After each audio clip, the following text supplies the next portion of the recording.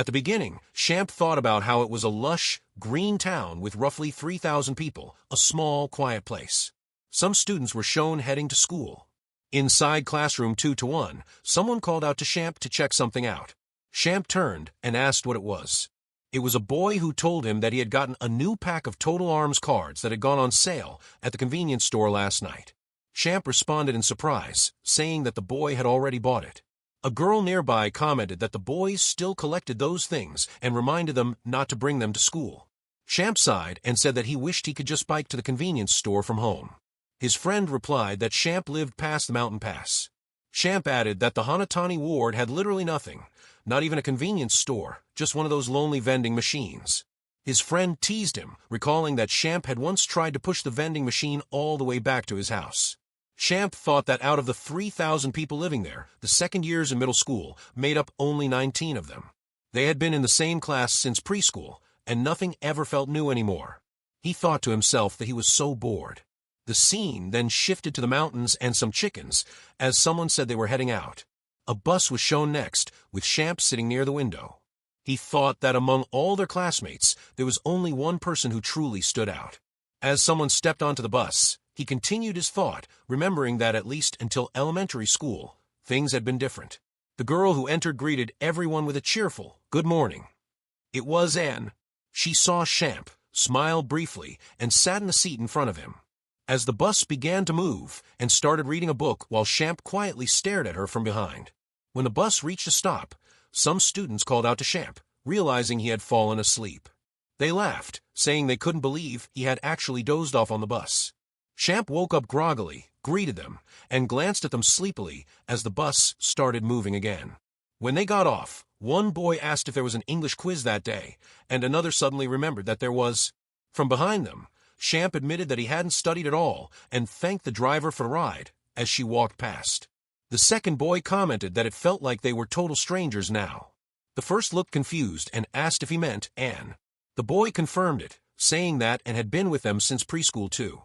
The first friend mentioned that and was now attending one of those private middle schools in the city.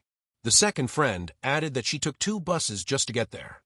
Champ found that wild and said he had never even thought about taking those entrance exams. His first friend remarked that and was just different from them, acting all high and mighty, looking down on them country kids.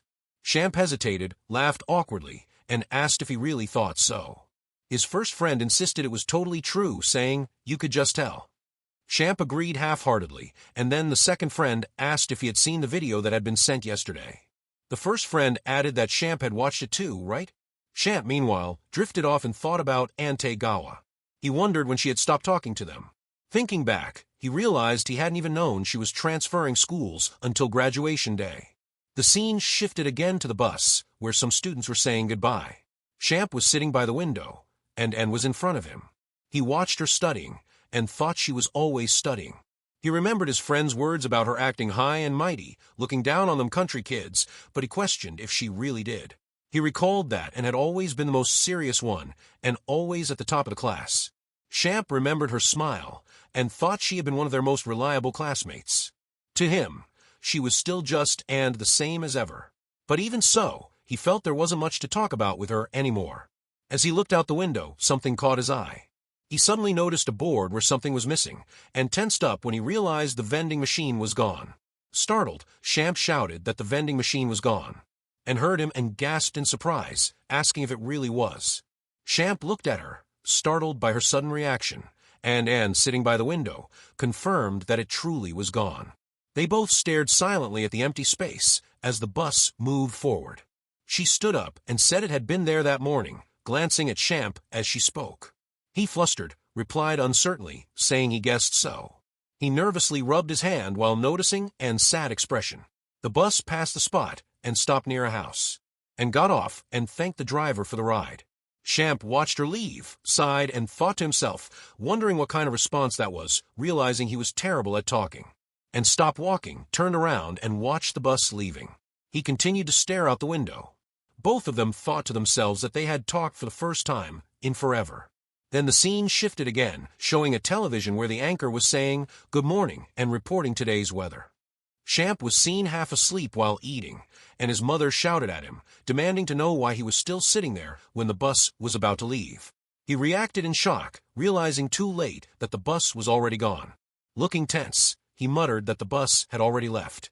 From behind, his mother told him to go ask his grandmother to drive him. Champ agreed, and with a tense face, thought that having to wake up earlier just because he lived far from school really sucked. It was a 40-minute trip one way, and the kids who lived near the school were probably still asleep. He grew frustrated, then remembered and saying, "It was there this morning, right?" Embarrassed, he recalled his awkward response, "Guess so," and thought that just remembering it made him feel weird all over, even though a whole day had already passed. As he went back inside the house, he thought to himself that they were classmates from the same neighborhood, so what was he even getting shy about? Near the entrance, Champ lay down and thought that he couldn't stand the awkward fog in his chest anymore. He decided he needed to reset, but then wondered what reset even meant in this situation. He questioned whether it meant going back to not talking to, and like they had for the past 2 years, or if it meant going back to how they used to be and talking like normal friends again. He wondered which one it was supposed to be. Just then, his grandmother shouted, asking if Champ was late again. Champ panicked and called out to her in surprise. Later, he was seen getting out of the car near the school. Time passed, and it was soon evening. He was sitting on the bus while his friends were leaving, saying goodbye to him. She said, "Later," and his friends replied, "Yeah." As the bus started to move again, Champ glanced toward Anne, who was sitting nearby and studying. He wondered to himself if he should try talking to her. He immediately hesitated, reasoning that just because they had talked a bit yesterday didn't mean he had to talk to her today. Still, he thought about how they used to talk all the time, and it should be fine to just act normal again. But then he grew uncertain and realized how a little silence for a while could turn into a big gap between them. He thought that maybe that was just how things went. As he looked out the window, Champ told himself to stop overthinking. He convinced himself that, and probably didn't even care about him that much anyway. At that moment, Anne suddenly spoke and asked why he hadn't been on the bus that morning. Champ was shocked and asked if she was talking to him, and she confirmed it, flustered. Champ explained that he had just overslept and totally slept through it, tried to sound casual, but feeling that his response came out lame as hell. He repeated the word just, prompting, and to continue, saying that being late wasn't good or anything, but was kind of nice having a slow morning for once. She glanced at him, then stood up, closed her book, and said she saw. Moving to another seat, she added that since he hadn't been there, she had wondered what happened. Champ was shocked and asked in disbelief if that was really so. The bus continued moving, and both of them sat quietly, reading again. When the bus stopped, the driver pressed the stop button, and then walked out, thanking him for the ride. Champ called out to her awkwardly, starting with an and waved his hand while blushing. When and turned around and saw him, Champ quickly looked away. She stopped, waved her hand back with a soft smile, and blushed as well. The bus started moving again, and Champ, sitting in his seat, thought to himself that he would try not to be late tomorrow. Then the scene shifted, showing a mountain and a breakfast table. Champ was yawning while holding a toothbrush. The scene shifted again, showing the bus where Champ sat thinking that yesterday he had looked up Anne's school, Sadoa Private Middle School. He thought about how he had only ever seen it from the outside, and was amazed that it had 3 classes for every grade, and so many clubs. He noted that they even had their own cafeteria, meaning there was no school lunch, and thought that it was a totally different world compared to theirs. Champ thought that and was probably doing great at that fancy school, and that he couldn't even begin to imagine what it was like. Looking at it now, he thought that it really felt like, and was in a completely different world. He kept telling himself that, and was still, but she just felt so far away from that now.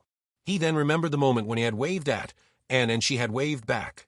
As the bus arrived at the place where Anne was standing, he thought that maybe that was just what he wanted to believe, and entered the bus and greeted everyone with a good morning. Champ saw her, and then she saw him, and there was an awkward silence. Champ thought about what that awkward silence had just been, and sat in his seat. As he looked outside, he saw her reading a book. He then asked how her school was, and heard him and glanced at him from the side.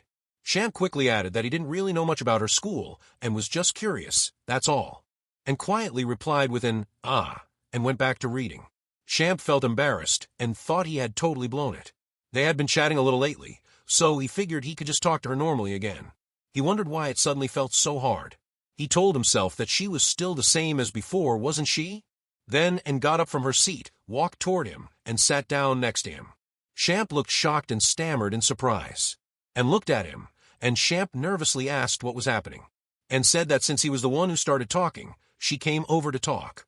Champ panicked, saying she didn't have to change seats just for that, adding that he had thought she was ignoring him, and looked confused and asked if, in his head, she was someone who would ignore him. Champ quickly denied it, stumbling over his words, after a short pause, and said that they used to talk like this all the time, so it was fine. Champ looked at her and agreed, saying she was right. He thought to himself that honestly, everything they talked about was stuff he had already read on her school's website yesterday.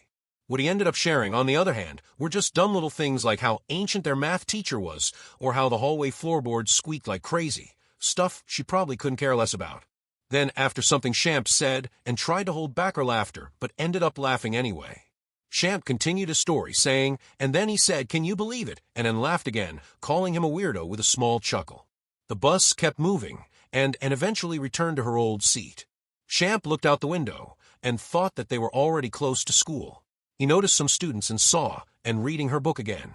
He blushed slightly. Just then, Champ's friends entered the bus. One of them called out loudly, telling Champ he wouldn't believe what had just happened. The other friend interrupted, telling him not to spill that first thing in the morning. Champ told them they were being too loud. They sat down, and the first friend commented in surprise that Champ was actually awake today, since he usually looked half dead in mornings. Champ fumbled and awkwardly said he had just woken up a little while ago. His friend replied that it was obvious. Then the scene shifted to the bus stop, where students were getting off. Champ saw, and leaving, and then heard his friend calling for him to hurry up, or they'd leave him behind.